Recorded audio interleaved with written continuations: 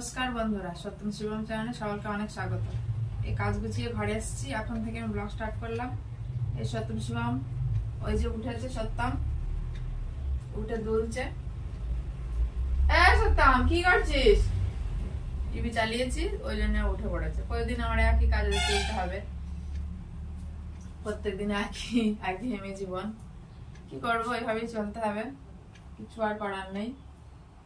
তবুও আমাদের কষ্ট এক, ওদের আর এক কষ্ট। আমাদের না যাই যেভাবে সেভাবে না কেটে যাবে, ওদের দেখে খুব খারাপ লাগে। চলে গেল, অন্ধকার হয়ে গেল ঘর। শিবম উঠে পড়, উঠে পড়। এই ঘাস জোগাড় এভাবে ঘরে লাগে না, এভাবে এই জায়গাটায় এইভাবে দুললে জায়গাটা লাল হয়ে যায়। মাঝে দুলাটা বন্ধ হয়েছিল, আবার সেই দুলাই। এটা ভালো জিনিস না, খারাপই জিনিস। কারেন্টটাও চলে গেল, থেরাপিও হবে না। এই থেরাপি নিলে কি হয়, আমাদেরকে রান্না করছি, থেরাপি না নিলে বা ঘরের দিকে অত তাকাতে হয় না। ওরাও একটা ভেবে পায় যেটা কাজ করছি, ওদেরও ভালো লাগে না। কি করবে সারাদিন? এটা বইটা পড়ো, পড়তে হবে তো, নিজের কাজ নিজেই তো করতে হবে। বলো, কদিন আর করে দেবো, যখন না থাকবো কি করবো?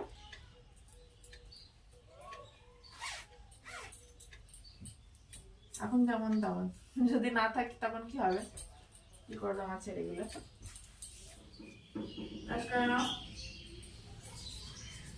প্রত্যেক দিনই ব্রাশ করাতে হবে আমার। ভগবান যদি ওদের একটু কিছু শিখিয়ে দিত, নিজের কাজ যাতে একটু করতে পারত।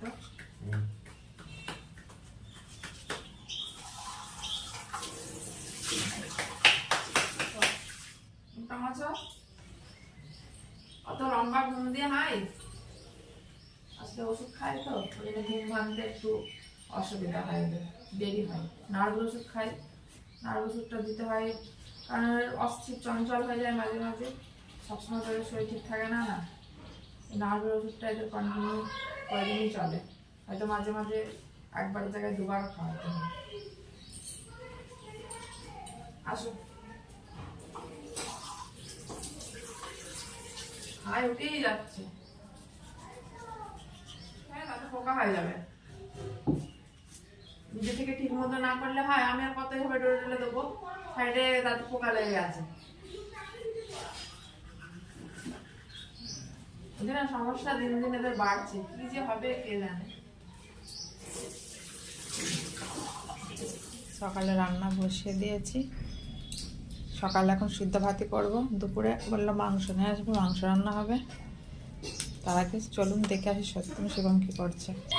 এই যে সত্যম শিবম খাওয়ার পরে কি করবে আর ভেবে পাচ্ছে না। এই কারেন্ট না থাকলে খুব মুশকিল, ওদের আর ভালো লাগে না। কি করব, ওই মন খারাপ করছে। রান্নাঘরে যাবি আমার সাথে? আর ভালো লাগছে না। এই যে থেরাপি নেয়, একটু টিভি দেখে, এই করে ওদের সময় কেটে যায়। আমারও অসুবিধা, এবার রান্না করতে করতে বারবার আসতে হবে দেখতে কি করছে। সত্যম শিবম বাইরে চলে এসছে, সত্যম বাইরে চেয়ারে বসে আছে, আর এই শিবম কি করবে, থপথপে কাজ করছে, বসে বসে খেলা করছে। যাই হোক, এইভাবে তো সময় কাটে। আমি রান্না বসিয়েছি, সিদ্ধ দিয়েছি সব, আলু সেদ্ধ, শিম সিদ্ধ, পেঁপে সিদ্ধ, ডাল সিদ্ধ, আর এই যে বেগুন, এই বেগুনগুলো পুড়াবো। এই হবে সকালের মেনু। সত্যম শিবম ভাত খাচ্ছে, ওরা কোনো খেয়ে শেষ করতে পারেনি, ছাড়াং বাড়াং করে খেয়েছে, ভালো করে ভাত খায়নি আজকে। আর দুই ভাই চোখে চোখে কি বলা বলি করছে, ওই যে বক বক করছে ক ক করে। আর ওই যে ঘরে আপনার দাদা ভাই রেডি হচ্ছে, বাজারে যাবে একটু মাংস আনতে। সকালের দিকে বাজারে যায়নি। কোন বাজারে যাবা? কাজ গুছিয়ে ওদের সত্যম শিবমের স্নান করিয়ে তারপরে এবার রান্না করবো। কাজ গোছানো হয়ে গেছে, এবার সত্যম শিবমের স্নান করাবো। আর আগে তেল মাকে দিই, ওর কাছে না উঠটা কেমন করছে দেখে, ওর কারণ আসো আসো আসো আসো, হাত দিতে যাচ্ছে, হাত করো তেল মাখিয়ে দিই। ভালো ভালো, রান্না করবো না। স্নান করবো।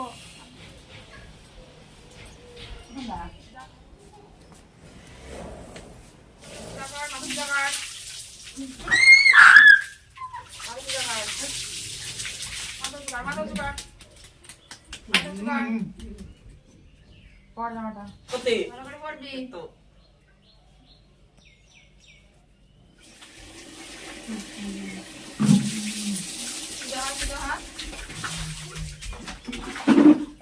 সত্যা নোংরা হাত ধরে স্নান করে খালি নোংরা মাকে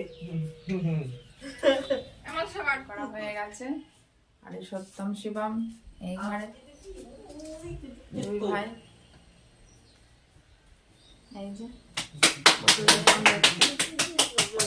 এই কাজ কি করবে আর স্কুল তো নেই যে একটু স্কুলে যাবে একটু ঘুরবে সেই সেই সেই কপালটা তার ভগবানে দেয়নি আর করা যাবে। বসে বসে ফোন দেখছে। আমি রান্না বসিয়েছি, ভাত বসিয়েছি, মাংস ধুয়ে সব রেডি করা হয়ে গেছে, কাটা বাছা হয়ে গেছে, মশলা কাটা বাছা হয়ে গেছে, কিন্তু কি কারেন্ট নেই। মিক্সিতে রেডি করবো, কারেন্ট নেই। কারেন্ট সেই গেছে, এখন আর আসেনি।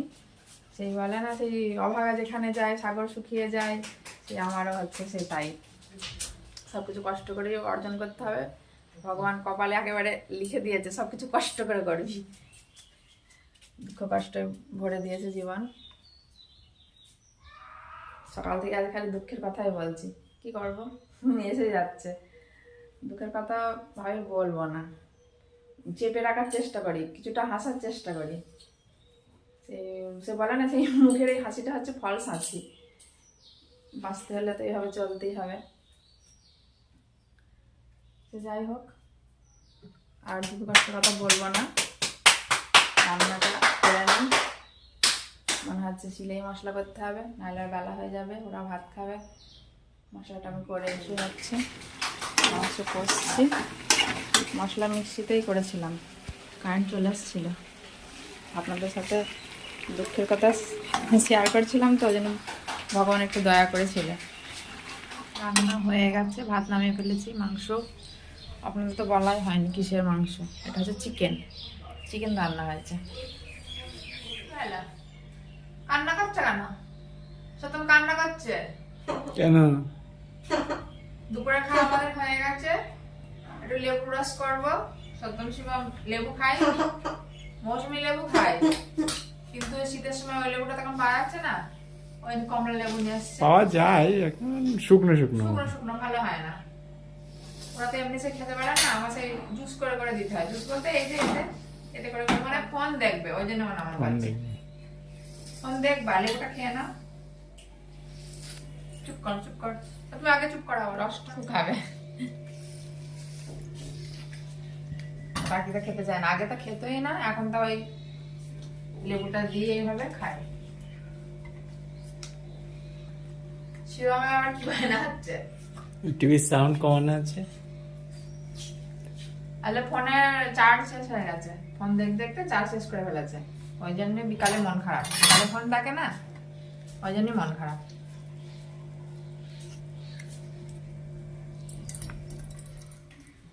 এই যে এইভাবে চামচ করে করে খাওয়াই।